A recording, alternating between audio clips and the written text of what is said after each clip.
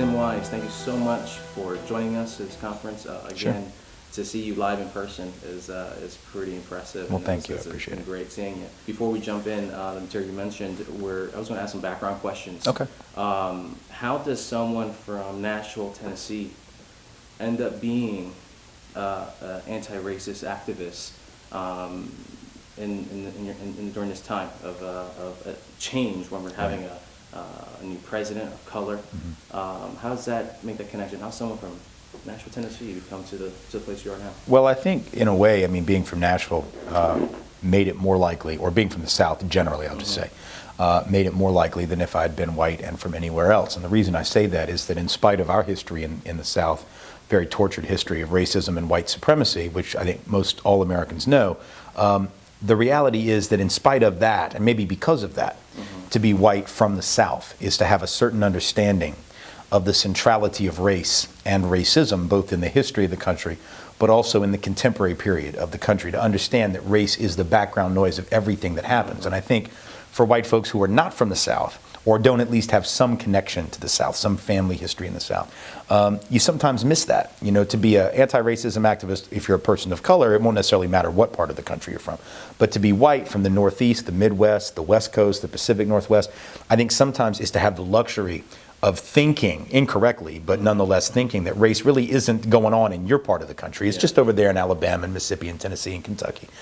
So I think in a sense, I was really fortunate to have that regional background where I had family that knew that race was central to everything, and they instilled that understanding in me.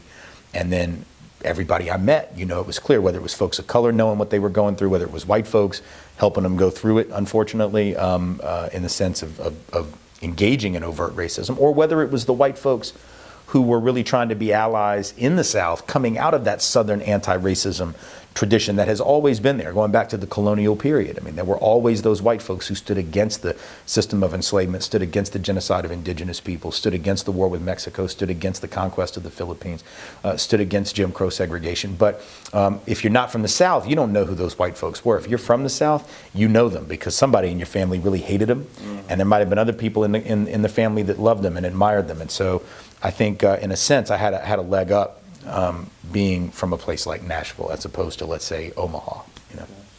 Now you mentioned in your speech, debate teams and how they're kind of expanding, especially with the Urban League of Debaters. Is that it? Urban Debate League. Yeah. And I understand that in your background, college background, you're part of debate teams. How? I was a high school debater mostly. I debated a little bit in college, but by the time I was in college, I was moving more towards more traditional activism. I think if I'd known that debate could be used as an activist tool, I would have done it in a heartbeat. I didn't have that foresight. You know, I think it took a lot of the young people of color who've come through the UDLs to really make that connection that someone like myself, even though I didn't come from economic privilege, just being white, I didn't always see that piece, you know, when I was in high school.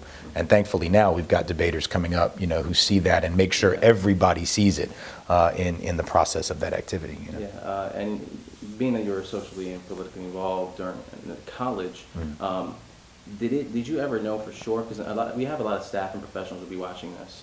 Also would like to see some students. Some of my students might be seeing this. Yeah. And just to kind of like look back, during your time being socially active at a college level, you know, did you imagine it would turn into this, or was this at the time just a side thing? You had another career in mind? No, I mean, I don't think I really knew career-wise what I would do. I mean, I think, like most people who go into political science, which is what I studied, you think you're going to go into law because that's the expected trajectory. And there was, you know, part of me maybe for a minute that thought about law and thought about public interest law of some sort, maybe civil rights and civil liberties law. But I had that desire really wrung out of me by a couple of things. One was, you know, already being in such incredible financial debt because of undergrad, that the idea of taking on another $100,000 worth of debt, and that would have been in the 80s and early 90s, even worse now depending on where you go, was just unconscionable. I couldn't bring myself to do it.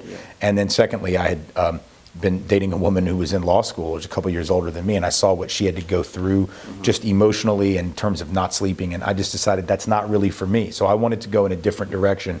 I didn't know what that was. I was an activist, but I thought that's just something you do in college, and I didn't know. I wanted to do good work. I wanted to do some type of career that involved public interest, but nobody tells you what that's going to be. If you're not going to be a public interest lawyer, what is it going to be? Are you going to be a nonprofit organization director, maybe? Well, okay, that's one option. Are you going to be a social worker? Possibly, but I didn't really want to go into debt for social work school either. Are you going to be a community organizer? Well, that's the direction in which I ultimately went, but that's not an option that most career counselors bring to your attention when you're in high school or college. Like, you could organize in public housing. And that, to my knowledge, that's probably the lower end of the spectrum when it comes to social work. Yeah, I mean, it's the hardest work. It's the hardest work and the lowest paid, and it's where virtually anyone who gets involved in this work normally starts out, and it's the most important work we ever do. And ultimately, that's sort of. I mean, I didn't start as a traditional community organizer. I actually started working in an anti-racism political campaign against a neo-Nazi U.S. Senate and gubernatorial candidate, David Duke, who was running for office in Louisiana in 90 and 91.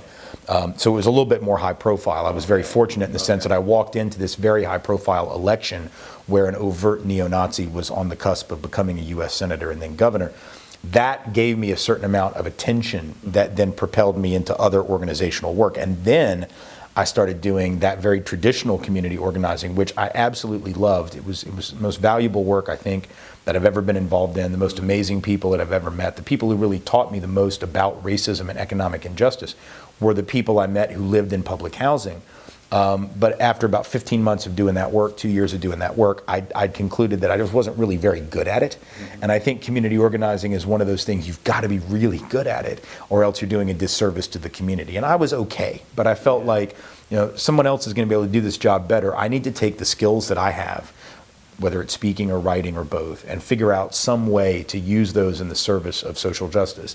And, it took a while to figure out what that was going to look like, but ultimately was able to develop that into, speaking and training people around the country around these issues, using some of those lessons that I had learned in New Orleans, and then also various opportunities to write, obviously, starting online and then later on doing books, availed themselves after a while. So for you, your career path was more of you wanted more of an immediate impact, or was you just didn't know, so you wanted to do something that was very... I just wanted to do something I thought was valuable. I wanted to be able, it's as simple in some ways as being able to look in the mirror at night and feel like I had done work that I could be proud of and that I could value, and that my if I had children one day that they'd be able to value. Sometimes it's being able to get a good night's sleep about the work that you do. And I saw an awful lot of people coming out of these high pressure colleges like the one I attended, and going to law school and coming out and saying things like, well, I want to do public interest law one day, but I got to make money right now. Yeah. So I'm going to go be a corporate lawyer for 4 or 5 years, and then I'll come back and do the quote unquote good work. And yet what I saw them do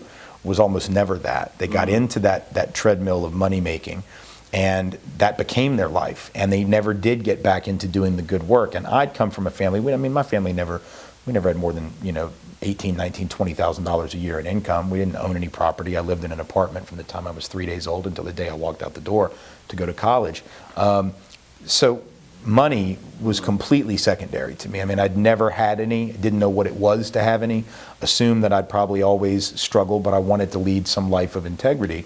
And what I discovered, of course, interestingly, is that when you're not obsessed about making the money, when you're focused on doing good work, when you're focused on making a difference, sometimes you do become successful. So now, I'm financially much more comfortable than my family ever was, and much more so than I ever dreamed of being. But that's in spite of it, because it certainly wasn't the goal. The goal was to get out there, try to make a difference, mostly on race issues, but really a whole range of issues that I care about and that I was raised to care about. And it just so happened that, having speaking and writing skills, which are really like the only two things that I do well, and I guess those are, if all you got is two, those are good ones, to have. Right there. Yeah, they're usable, they're transferable in a lot of context. But I was just very fortunate to be able to meet amazing mentors, to have incredible teachers, mostly not in the classroom, mostly in the community, who really explained what it meant to really fight for social justice and equity, and what my role needed to be, since I am white and I am male and I am straight and I am middle class. Like, what does it mean to be all those privileged things and still fighting for race and gender and sexuality justice and economic justice? Because there's a certain temperament you've got to have if you're going to try to do that work from a position of privilege. And it took a lot of work for me to get clear on what that looks like. Okay. It wasn't always easy, you know. Is it higher ed's job to be an agent of societal change? Do Right. we have to get there because, they're probably the only institution well-placed Yeah. to bridge all these gaps in one place? Well, I mean, there's these conflicting goals, because on the Yes, one exactly. hand, look, I mean, higher education in the United States is intensely market-driven. It's intensely corporate. It is big business. And so, not any more, any less than any other institution, but equally so. And so what that means is that on the one hand, the business of Harvard University, for that matter, the business of any school, whether it's private or public, is to stay alive and stay afloat and bring in money and then get alumni donations and build buildings. And I mean, so a lot of those have got nothing to do with social transformation at all. A lot of them are just about institutional integrity. Now, here's the point, though. Hundreds of years ago, that was okay. Like Harvard could have a mission, for instance, 100 years ago, and it did for the first 300 years of its existence, probably, or 200 years, 250 at least. The mission was to educate the children of elite, East Coast families and men up until, 1970, I guess, when Radcliffe and Harvard merged, or right around that time. So it was about educating rich men, regardless of their academic credentials, regardless of what they wanted to do in the world, and you had to be in the right family. And that worked okay, because there were enough of those families running things that you could maintain one hell of a university with just that being your stock, your raw product.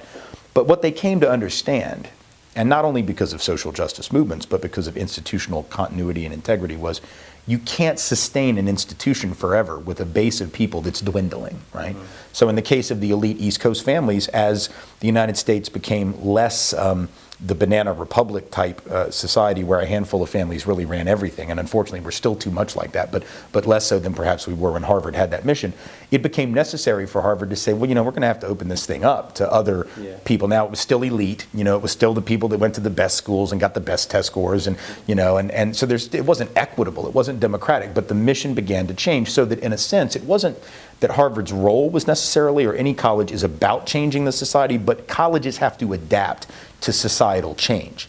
And if society is changing, and it's changing culturally, it's changing economically, it's changing demographically, so that within 30 years, half the country's population will be people of color, half will be white.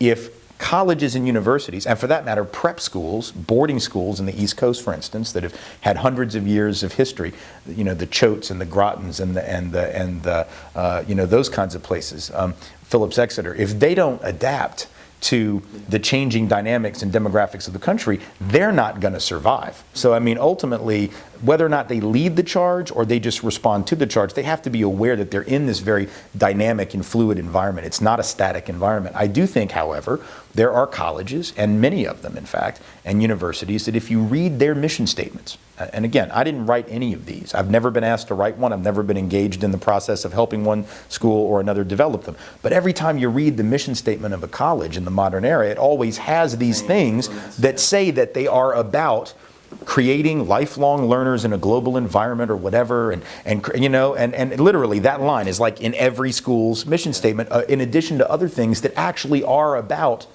turning young people into the kind of adults who will in fact shape and reshape the world. That's what the school says they're about.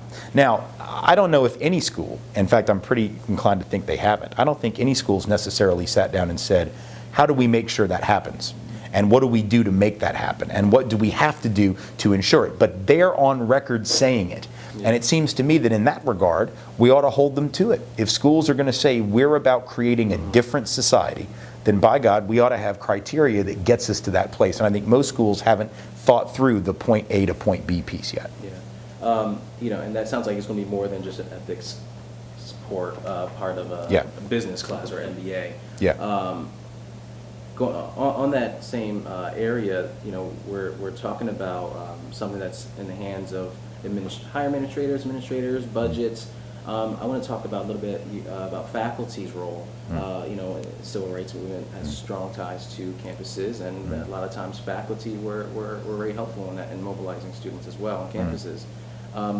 Have faculty lost that association of not only being intellectuals but also activists and be engaging directly hands-on on these issues? And Well, I what think can to we do some about extent, I think we've romanticized the extent to which they were ever that engaged. I think we have this very romantic notion and pretty inaccurate notion of how much the academy actively pushed forward activism on those campuses. I mean, yeah, there were certainly faculty who did, many of whom actually lost their jobs for trying, because you had people like, Howard Zenn at Spelman College, a historically black college, who was actually fired by the administration because he was encouraging students to participate in civil disobedience, and he was teaching them this material at a very difficult time. And this was a black administration who nonetheless wanted the Spelman women who came out of that school to be these very prim and proper Southern black women who didn't involve themselves in activism. And so there were faculty who pushed, but they were not the norm. There were faculty in every department at most colleges who, they went to the protests and the demonstrations. But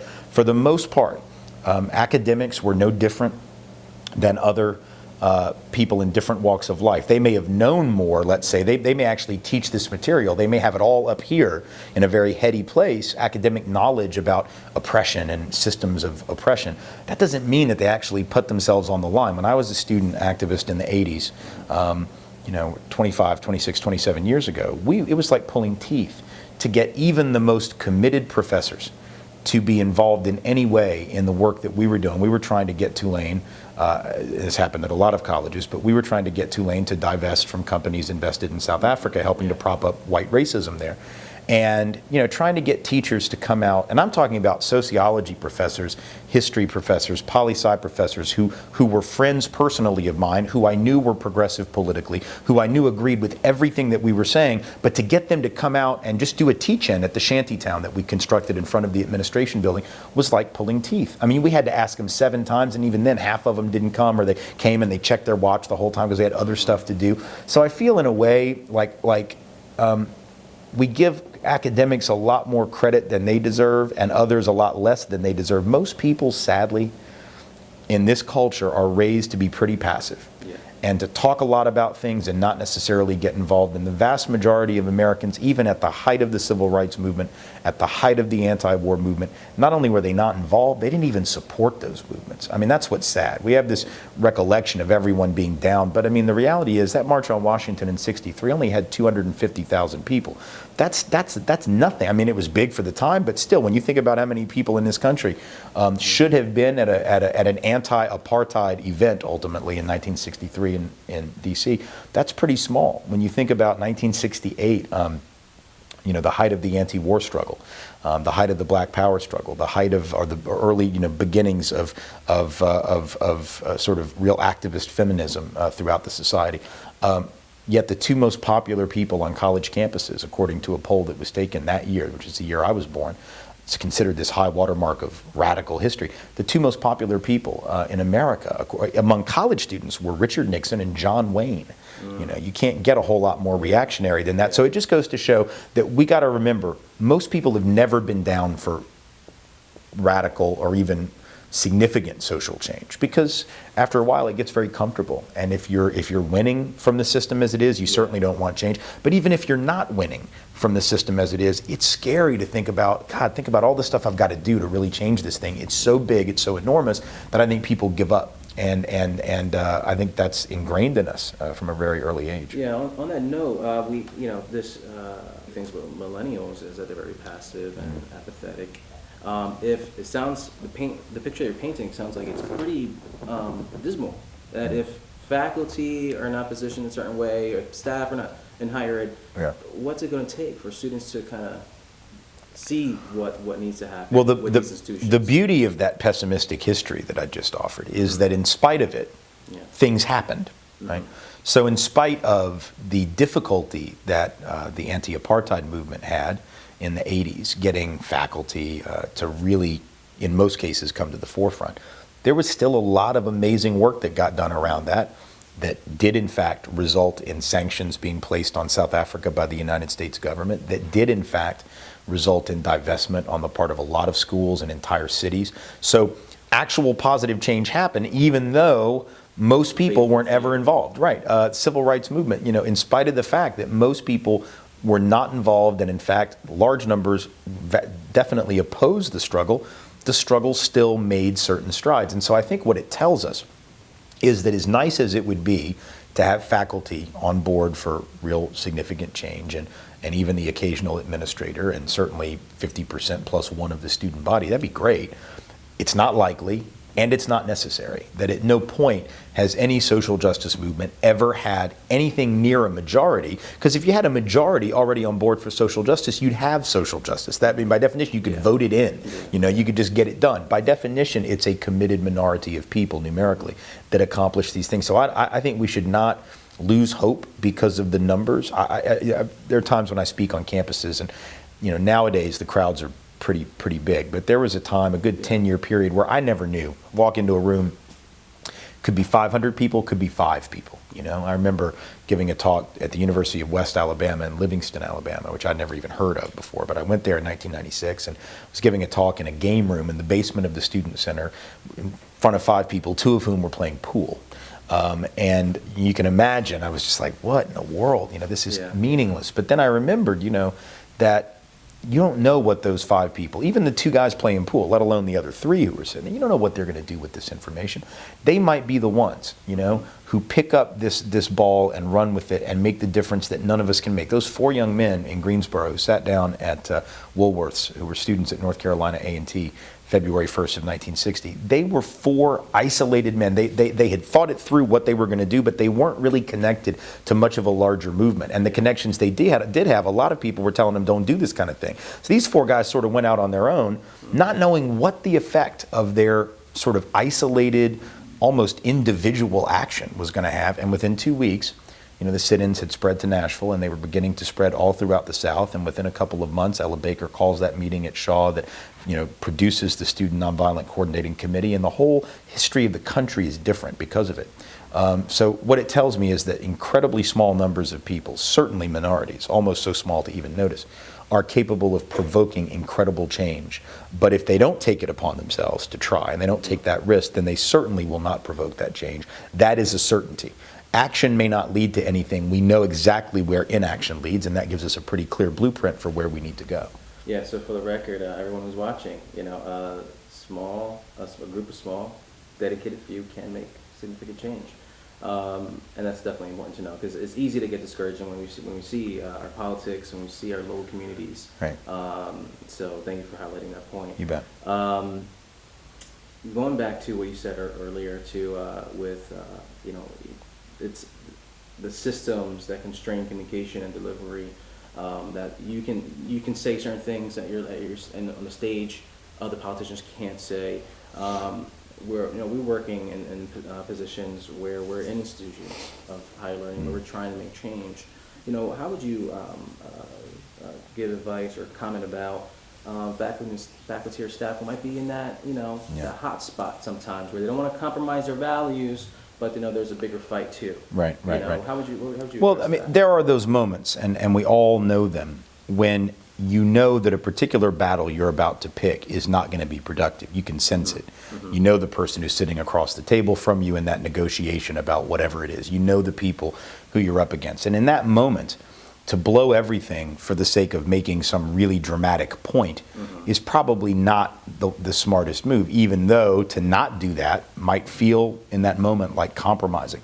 But ultimately, you have to live to fight another day. And so if you think that there is a chance of making change in an institution, then you should stick it out until you no longer think that's possible. I mean, I know an awful lot of folks and people of color and white allies in higher ed, for instance, who take on certain jobs. It could be a faculty gig, or it could be a staff or administrative gig, working on these kinds of issues. And they know when they get there, you know what? I'm looking at that calendar on the wall. I'm giving this about 5 years. I'm keeping my resume in circulation. I'm not going to file it away. I'm not necessarily going to plant roots here, assuming I'm going to be in this community forever. I'm going to do what I can to support the folks who need the support here in this institution right now, and do everything I can while I'm here. And if it works out, great, I'll stick around. But if not, I've got to live to fight another day. And this might not be the place I have to fight. Maybe someone else has to do it. So I've met folks of color that are in places who are really isolated, where they know that they are under it and that they are up against it. But they're dedicated for at least a little bit to see what they can do. They know they can't themselves be the agent that brings all the change to that place. What they can do is they can plant seeds. What they can do is they can foster allies within the larger community. So that means for people of color, identifying those white allies in the space who maybe are going to be there longer because maybe they're not as isolated. So to them, being out in rural Kansas or Utah is not as disconcerting as it might be for someone of color or someone from a very different cultural background. So maybe the white folks are going to stick around for a minute. So identifying some of those allies who can keep the pressure on once you're gone. Identifying the people in the community, the other stakeholders who can keep the pressure on once you're gone. It seems to me that if somebody goes in, whether it's a person of color or someone who's white, trying to change institutions and thinking that they're going to get that done in 5 years, 10 years, or even if they stayed in that institution for 30 years, doesn't understand it took probably twice that long, 3 times that long, in some schools 5, 10 times that long for some of those problems to manifest. If it took that long for them to really get deeply embedded, the odds that any of us, no matter how well committed, how smart, and how capable, are going to undo that are pretty slim. But I think that we can begin to make a difference. We can change the lives of the people who we communicate with every day. I know that there are people at Tulane, my alma mater, who've been there for a very long time doing this work in the trenches every day. And, they wouldn't tell you that they've fundamentally transformed Tulane. They've lost more battles than they've won. There's no question about that. But I also know people who've come through that institution, including myself, who were changed by those individuals, who are doing what we're doing today because of the examples that they set and the fact that they didn't give up and didn't quit and didn't walk away from the work and they stayed at it. So to me then, what is success? Well, success would be for Tulane to become a truly multicultural, anti-racist, anti-classist, anti-sexist, liberatory space. Do I think that a major research university that is obsessed about its U.S. News ranking and its alumni donations and was established by a blatant white supremacist, do I think that school is going to become any of what I just said in totality? Absolutely not. I would be a fool to believe that it is. I assume sausage factories will make sausage. So if Tulane was set up to do X, it's going to do X. If Harvard was set up to do Y, it's going to do Y. If the State University of New York system was set up to do Z, it's going to do Z. But as it does X, Y, and Z, can we alter in some direction the way in which that sausage, for instance, comes down that conveyor belt? And what happens to that sausage after it comes down that conveyor belt? Because it's going to be a conveyor belt. That's the system in which we're operating. It is corporate, and unless that changes, and that's going to require massive social change beyond schools, it's going to keep doing that. But Tulane can change, SUNY can change, Yale can change, whatever. The community colleges can change and redirect what we expect or what we hope those young people will do. And what the best educators that I've come across have done is they haven't necessarily changed the institutions, except maybe 10 degrees this way, 10 degrees that way.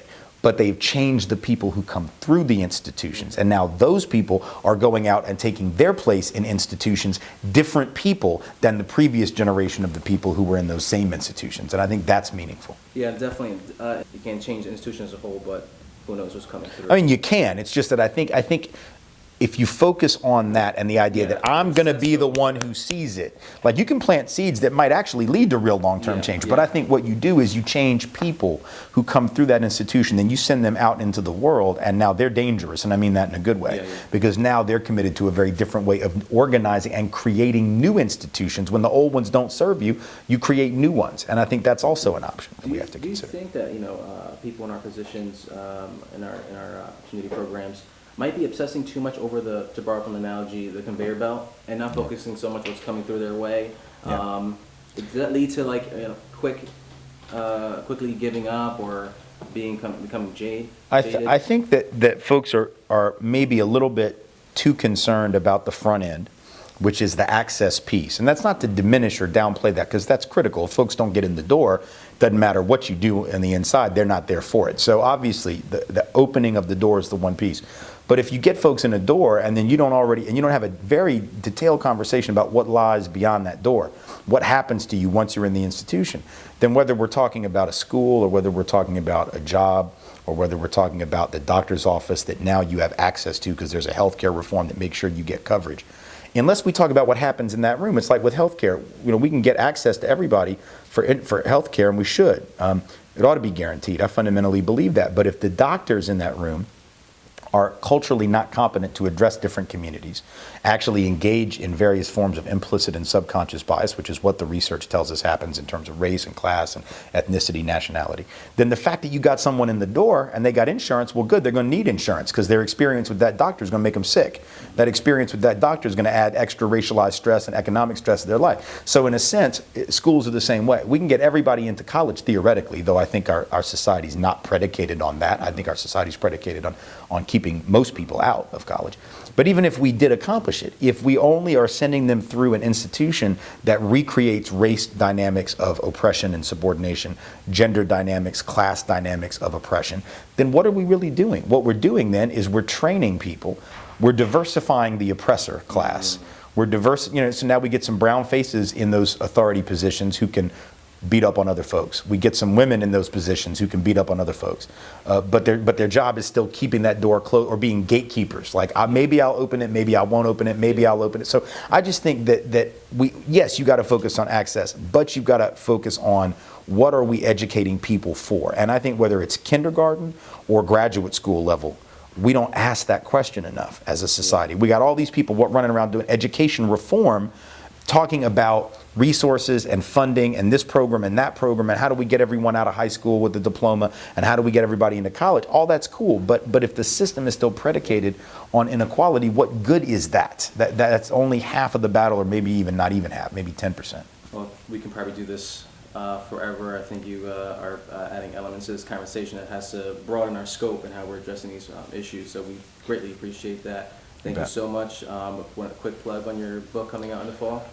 Oh, well, sure. I mean, the new book is called Culture of Cruelty, How America's Elite Demonized the Poor, Valorized the Rich, and Jeopardized the Future. And basically, the premise of it, it builds on my previous work, but the premise of it is that we really, as a society, have devolved in the last 40 years from a time and a place where people who were suffering, struggling, economically marginalized were seen as experiencing those things because of some structural injustice. Now we're viewing them as character flawed. We're viewing them as dysfunctional, pathological, even almost not even human. We're talking about them in animalistic terms. And so what I do in the book is I trace how that happened, why it is that we came from a time during the Great Depression when at least white unemployed folks, not necessarily people of color, but white unemployed folks were seen as salt of the earth, and they weren't to blame for their situation. It was understood that there were problems beyond their control.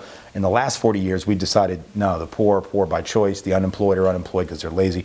And of course, there are a lot of reasons for that, which I'm going to explore in the book. Racism is one of them. As we racialized the notion of poverty and racialized the safety net, people became indifferent to the suffering of the people they perceived as using those social safety net programs.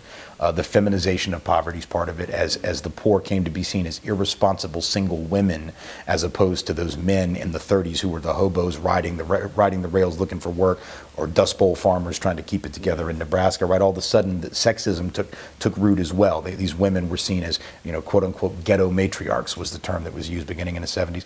And then there's some other stuff too. The fact that we have a popular culture that reinforces the notion that anybody can make it. Because look, Honey Boo Boo's got a TV show. Those hillbilly hand fishing guys have got a TV show. Storage Wars, they got a TV show. These aren't particularly intelligent or hardworking or educated people, but they have a gimmick. So in a society that already tells you all you got to do is work hard or have a gimmick and you'll make it, and then you can see these outward manifestations where that's true, that reinforces that idea that, well, if you haven't made it, there really must be something wrong with you, because if Honey Boo Boo's got a show, what the hell's the matter with you? Like, you should have a show. And I mean, that's not to even hate on that family. Like good for them that they're making 60 grand an episode or whatever it is, but that has nothing to do with the larger systemic truth. And yet, at the very moment when the data tells us upward mobility is less true today than at any point in recorded American history. So the odds of coming from the bottom to the top or even the middle to the top is less than it was 20, 30, 50, 80 years ago. And yet the survey data says that Americans believe in upward mobility more now